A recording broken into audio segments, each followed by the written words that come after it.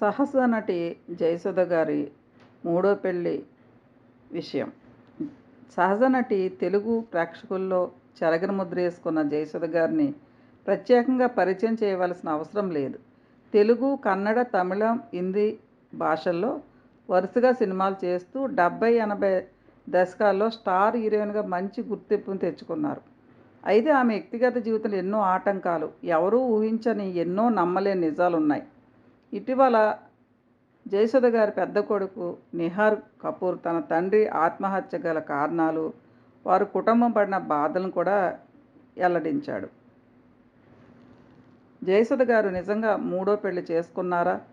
మొదటి భర్తతో ఎందుకు విడిపోయారు? నితిన్ కపూర్ ఆత్మహత్య అనుకున్న అసలు కారణాలేంటి?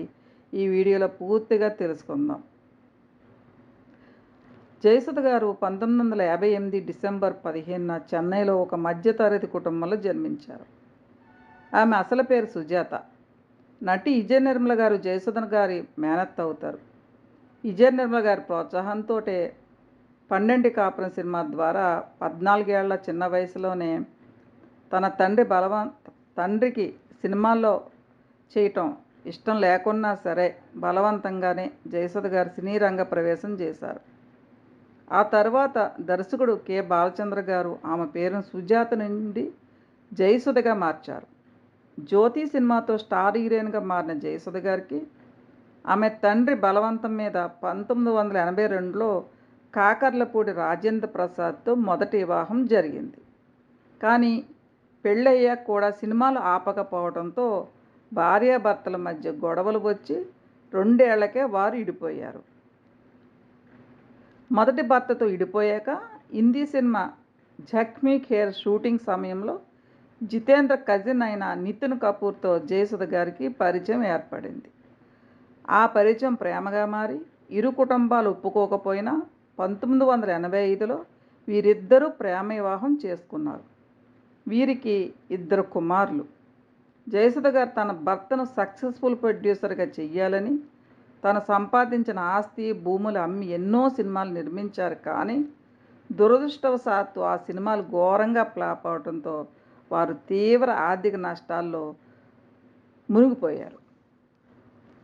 తన పెద్ద కొడుకు నిహార్ కపూర్ని హీరోగా బస్తీ మూవీతో ఎంట్రీ ఇప్పించినా ఆ మూవీలో 6 అడుగులు ఎత్తుండటం, భారీ ఆకారంతో ఉన్న నిహార్ కపూర్ కటౌట్ను చూసి నెటిజన్లు తను హీరోగా కంటే విలన్గానే బాగుంటాడని తమ అభిప్రాయాన్ని తెలియజేస్తున్నారు. ఇక ఈ టాక్ తోటే రాజమౌళి తాను తీయబోయే బాహుబలి మూవీలో నిహార్ని బళ్ళాల దేవ పాత్రకి తీసుకోవాలని ప్రొడ్యూసర్లకు చెప్పగా అందుకు అతను కొత్త వారికి ఛాన్స్ ఇవ్వటానికి సిద్ధంగా లేకపోవడంతో ఒప్పుకోలేదు. దీంతో ఆ పాత్ర ఆనాకి వెళ్ళిందని చెప్పొచ్చు. జయసుధ గారు సినిమాల్లో క్యారెక్టర్ ఆర్టిస్టుగా బిజీగా ఉంటూనే తన పెద్ద కొడుకు నిహార్ కపూర్ని ఈరమల్లు సినిమా ద్వారా ఇలాంటి ఇండస్ట్రీకి పరిచయం చేశారు. తన నటనతో గుర్తింపు తెచ్చుకుంటున్న నిహార్ భవిష్యత్తులో ఇంకా మంచి పాత్రలు చేయాలని ఆశిద్దాం.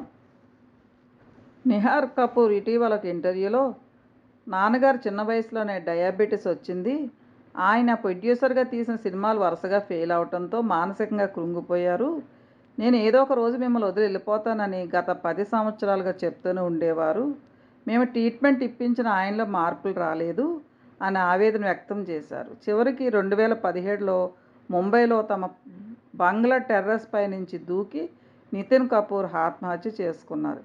ఈ వార్త జయసుధ గారికి కోలుకోలేని దెబ్బతీసింది. ఆ బాధ నుండి బయటపడటానికి ఆమె USA వెళ్ళి కొన్నాళ్ళు ట్రీట్మెంట్ కూడా తీసుకోవాల్సి వచ్చింది. క్రిస్టియన్ మతంలోకి మారటానికి కారణం 2000 సంవత్సరంలో జరిగిన ఒక ప్రమాదం వల్లే ఆవిడ క్రిస్టియన్ మతంలోకి వెళ్ళటం జరిగింది కూడా. ఇక ఇటీవల జయసుధ గారు మూడో పెళ్లి చేసుకున్నారనే వార్తలు సోషల్ మీడియాలో బాగా హల్చల్ చేస్తున్నాయి. ఫిలిప్ రూల్స్ అనే విదేశీ ప్రొడ్యూసర్తో ఆమె వరుసగా పార్టీలకి, ఫంక్షన్లకు హాజరవడంతో ఈ రూమర్స్ వచ్చాయి.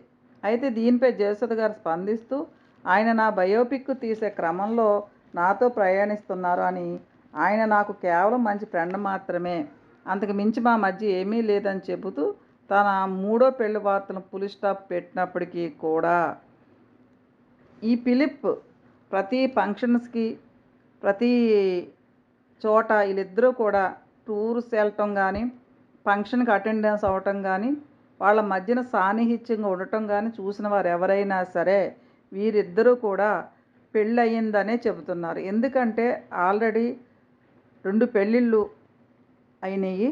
ఒక పెళ్ళి ఫెయిల్ అయ్యింది.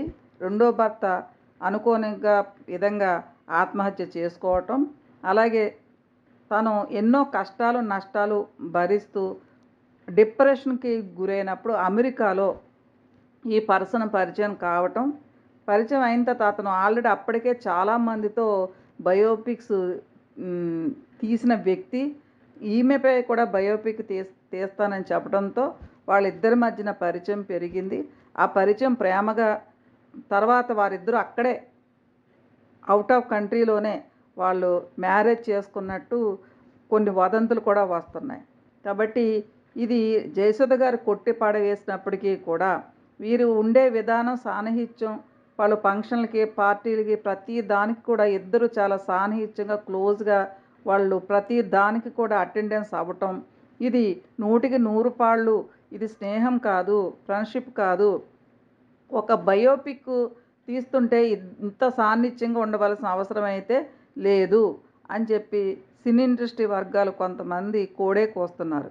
వీరిద్దరిది 100కి 100 పాళ్ళు కూడా వివాహ బంధం లాంటిదే కానీ ఇది ఫ్రెండ్షిప్ కాదని అంటున్నారు.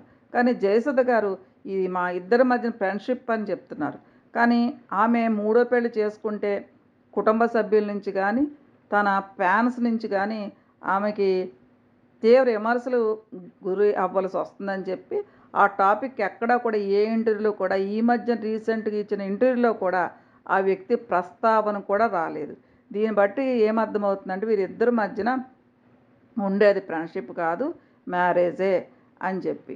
ఏదేమైనప్పటికీ కూడా జయసుధ గారు ఎంతో గొప్ప స్టార్ హీరోయిన్కి ఒకప్పుడు ఎదిగినప్పటికీ కూడా జీవితంలో అనుకోని దెబ్బలు, తన భర్త తీసిన సినిమాలు ఫెయిల్ అవ్వటం, భర్త ఆత్మహత్య చేసుకోవటం, ఇద్దరు పిల్లల్ని సినిమాలో నెంబర్ 1 స్టార్లుగా పెట్టాలని అనుకోవటం, వాళ్ళు హీరోగా కూడా పెద్దగా సక్సెస్ కాకపోవటం, ఎందుకంటే అతను భారీ కటౌట్ చూసి హీరో ఫిగర్ కాదు అని చెప్పి పక్కకి పెట్టేయటం, అలాగే వాళ్ళు హీరోగా నిలదొక్కుంటే కొడుకులు ఈమె ఎంతో కొంత ఆనందం అనేది పొందేదును, కానీ అది కూడా జరగలేదు.